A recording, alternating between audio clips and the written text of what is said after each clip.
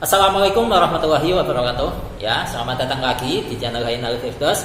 Kita lanjutkan lagi ya muqaddimah kitab Fathul Qorib mengi'rabinya secara nahwu dan sharah. Jadi langsung saja kita mulai. Bismillahirrahmanirrahim. Wa fit taufiqi lis-shawabi wa huwa didul khoto'i. Dan di sini maksudnya di sini saya itu musannaf. Saya berharap kepada Allah Subhanahu wa taala agar Allah memberikan taufik menuju kebenaran. Dan kebenaran ini definisinya ya kebalikan dari kesalahan ya. Innahu ta'ala ala ma yasha'u ayyuridu qadirun. Sesungguhnya Allah taala atas segala sesuatu yang Ia kehendaki atau yang Ia inginkan itu adalah zat yang maha mampu, yang maha kuasa. Qadirun ay qadirun ya, artinya sama. Kemudian wa bi ibadihi latifun khabirun bi ahwali ibadihi, dan kepada hambanya ya itu Allah adalah zat yang maha lembut dan maha mengetahui. Di sini mengetahui ahwal hamba-hambanya atau mengetahui kondisi hamba-hambanya. Dan untuk terjemahnya kurang lebihnya begitu. Sekarang untuk analisisnya, wa fit taufiqi di sini adalah ataf nasab karena ada huruf ataf wawu. Kemudian untuk fit taufiqi di situ menjadi maktuf ya. Untuk maktuf alihnya adalah lafadz fil i'anati di video sebelumnya. Kalau kalian baca kitab ya kalian runtut di teks sebelumnya. Kalau ada tulisan fil i'anati, nah itu menjadi maktuf alihnya. Dan di sini juga sama, berupa jar majrur, huruf jarnya adalah fi, majrurnya adalah kalimat at-taufiqi yang berupa isim mufrad, sehingga tanda jarnya di sini adalah kasrah ya. Ya kalau senggotnya ya masdar dari wafaqa yuwafiqu taufiqan gitu. Nah, kemudian tulis sawabi juga sama, jar majrur, huruf jarnya adalah lam, majrurnya adalah kalimat as-sawabi yang berupa isim mufrad, sehingga tanda jarnya berupa kasrah ya. Kemudian wahwa, wawunya di sini adalah wawu haliyah ya, karena wawunya di sini itu berada di antara isim ma'rifat serta jumlah. Dan kemarin sudah kita bahas ada kaidah jumlah yang terletak setelah isim yang ma'rifat itu posisinya sebagai hal. Nah, berhubung ada wawu yang berada di antaranya, maka wawunya di sini adalah wawu haliyah itu. Nah, kemudian selanjutnya huwa gitu khoto'i, inilah jumlahnya, dan di sini adalah jumlah ismiyah. Huwa sebagai mubtada, gitu khoto'i sebagai khobarnya. Sekarang untuk analisis kecil-kecilannya, huwa posisinya sebagai mubtada, dibaca rafa, tanda rafanya adalah dikira-kirakan sebab huwa adalah isim dhamir ya. Isim dhamir hukumnya mabni sebagaimana bait wa kullu mudmarin lahu bina yajib wa lahu majrur kalaf bimanusib. Kemudian gitu khoto'i menjadi khobar dari huwa, dibaca rafa, tanda rafanya dhammah pada kalimat pertama yakni didu, sebab khobarnya di sini berupa idhofah, didu sebagai mudhof, al khoto'i sebagai mudhof ilaih ya. Al khoto'i ya selamanya dibaca jar ya, tanda jarnya al khoto'i di situ kasrah ya, sebab al khoto'i itu adalah isim mufrad. Kemudian nah ini bisa dibaca innahu, bisa juga dibaca anahu ya. Kalau di Hasyiah Al-Bajri di bagian syarahnya begitu, bisa dibaca hamzah yang fathah atau hamzah yang kasrah, terserah. Makanya kalau di kitab yang punya saya ini, yang innahu ini ditulis alif, jadi nggak dikasih hamzah karena bisa dibaca dua wajah ya. Tapi kalau saya bacanya ya innahu saja sih gitu. Untuk milih gitu. Kalian kan pasti, kalau menurut sampean gimana Mas? Ya sebenarnya saya bisa baca dua-duanya. Cuman kalau yang saya tampilkan di samping saya ini innahu saja gitu ya. Nah, innahu di sini merupakan huruf inna dulu ya. Inna di sini adalah huruf takkid yang punya amal tansibu isma wa tarfa'u khabar ya. Kemudian hu posisinya sebagai isimnya inna, dibaca nasab, tanda nasabnya dikira-kirakan karena hu isim dhamir ya, hukumnya mabni. Kemudian ta'ala di sini menjadi hal Karena di sini ta'ala itu berupa jumlah fi'liyah yang terletak setelah isim ma'rifat hu. Isim dhamir kan hukumnya ma'rifat, ya kan? Isim yang ma'rifat itu kalau di alfiyah itu ada wa ghairuhu ma'rifatun kahum wadi wa hinda wabni wal gulami waladi atanam. Ya, itu. Nah, ta'ala di situ menjadi hal. Nah, berhubung halnya di sini itu berupa jumlah, ya, sehingga tanda nasab dari hal itu dikira-kirakan, ya. Kemudian kalau halnya ini kita preteli, ta'ala untuk senggonnya itu ya fi'il madhi, ya. Untuk fa'il dari ta'ala itu adalah dhamir mustatir, takdirannya huwa, dan huwa ini kembali ke Allah, ya, kembali ke Allah.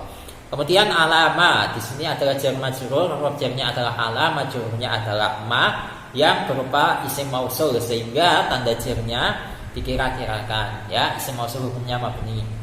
Kemudian yasa'u di sini menjadi silah dari isim mausul ma. Di sini silahnya berupa jumlah fi'liyah. Yasa'u itu sebagai fi'ilnya, untuk fa'ilnya adalah dhamir mustatir, takdirannya huwa, dan huwa ini kembali ke Allah, ya. Nah, terus mana aidnya? Kan pertanyaannya gitu. Kan silah itu harus mengandung aid yang kembali kepada isim mausul, ya. Aidnya mana? Aidnya itu dibuang. Kenapa kok dibuang? Karena aidnya itu menempati i'rab nasab. Kalau kita mengacu pada bait insyaallah hal baqi waslin mukmili, kemudian yang setengah bait wal hadfu indahum katsirun munjali, kemudian bait selanjutnya fi aidin muttasilin inin tasab bi fi'lin aw wasmin kaman narju jahab. Di situ diterangkan bahwa aid yang menempati mahal i'rab nasab, ya, itu bisa dibuang. Wal hadfu pembuangan indahu menurut ulama kasirun itu banyak, munjali saya lupa artinya apa. Fi aidin pada aid, fi aidin mutasilin yang mutasil ini tasab manakala nasab bi fi'lin kelawan fi'il dengan fi'il awasfin atau sifat. Kaman narju yahab contohnya seperti contoh man narju yahab. Man seseorang, narju yang kita harapkan kepada man, gitu kan? Nah, jadi penjelasan kurang lebihnya begitu ya, kalian pelajari sendiri. Dan ini juga pernah saya jelaskan untuk mengenai pembuangan aid ini di video yang ini. Kalian cek sendiri ya. Nah, kemudian ayuridu, ay di situ adalah huruf tafsir, ya. Kemudian untuk yuridu di sini adalah tafsirat dari yasa'u, ya. Yasa'u di sini dibaca rafa, yuridu juga dibaca rafa, ya. Dan di sini tanda rafa'nya adalah dhammah sebab yuridu adalah fi'il mudhari' yang tidak diawali amil nasab ataupun amil jazm. Gitu. Atau sebenarnya gini, sebenarnya itu yuridu di situ dibaca rafa karena yasa'u ya dibaca rafa. Itu aja, ya. Kemudian qadirun. Nah, qadirun di sini adalah khobarnya inna. Khobarnya inna dibaca rafa, tanda rafanya adalah dhammah sebab qadirun adalah isim mufrad, ya. Kemudian ay qadirun. Di sini ay adalah huruf tafsir, kemudian qadirun menjadi tafsiran dari qadirun, ya. Sama-sama dibaca rafa, sama-sama berupa isim mufrad, sama-sama nakirah, sama-sama apa yang belum? Sama-sama mudzakkar, ya. Tapi di sini bukan sifat loh, ya. Di sini tafsirannya.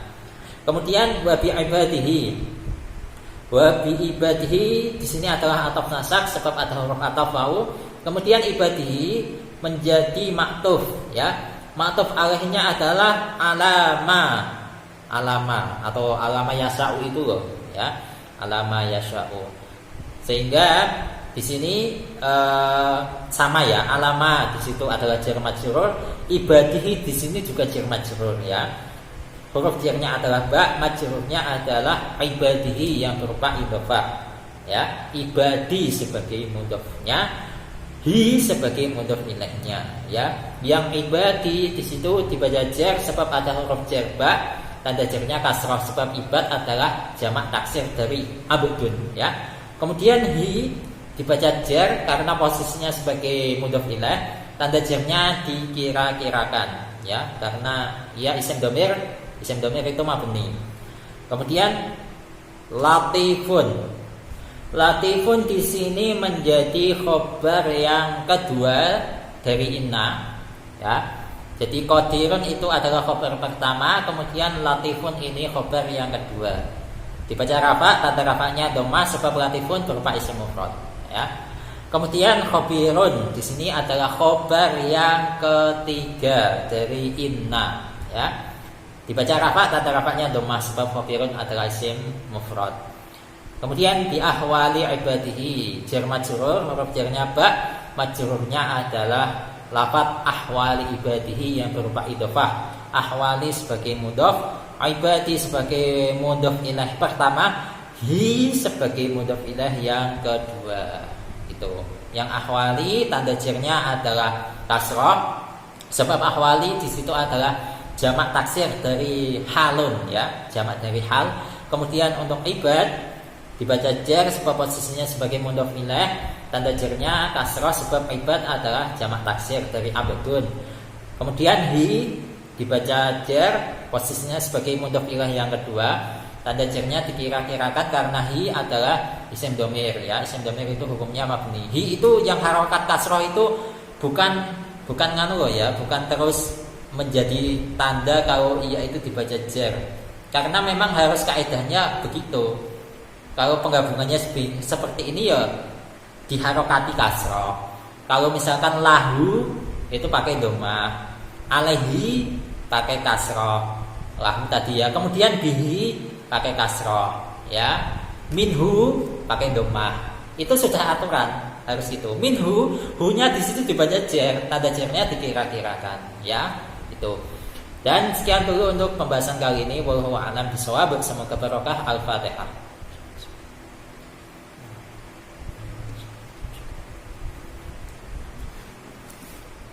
Insya Allah selanjutnya akan kita bahas di video selanjutnya. Wassalamualaikum warahmatullahi wabarakatuh.